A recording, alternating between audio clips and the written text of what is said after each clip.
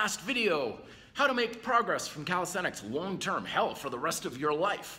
Well, in the first video, I talked about how we gotta have that white belt mindset, that beginner's mind to start off with, because you're only gonna make progress if you look for what the next step is, no matter how good you or proficient you get. In the second video, I talked about how technical refinement is gonna be the basis for a lot of your success. It's not gonna come from adding reps or adding weight or adding advanced exercises most of the time. It's gonna come from improving how you're doing the thing that you're doing now.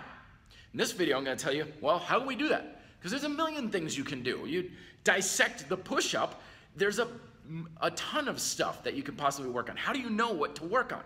Well, here's the technique that I use, and I think it might help you as well, called technical comparative training. You know those games we used to have like in activity books as kids, right? Spot the difference between two pictures. You're gonna do the same thing with your workouts, because you experience different things from one workout to the next, right? You have one workout, and you're like, that was banger, right on. Everything was great. I felt in my chest. I was like not in my joints at all. Felt strong and powerful in my push-ups. It was awesome. But the next time you try and do that workout, you're like, man, why didn't I feel it in my chest that time?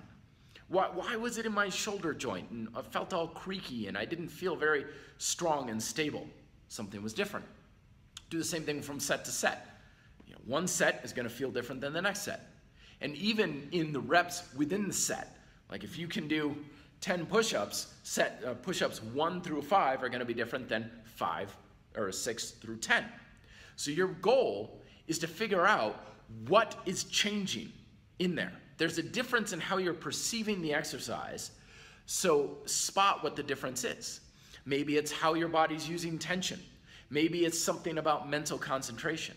Maybe it's a body position thing. Maybe you're starting to do push-ups like this, and after a while you're starting to, your elbows are winging out, you're moving your body, your hips are dropping down. Whatever it is, it's going to be different for you because we all progress in different ways based on how our current level of skill is.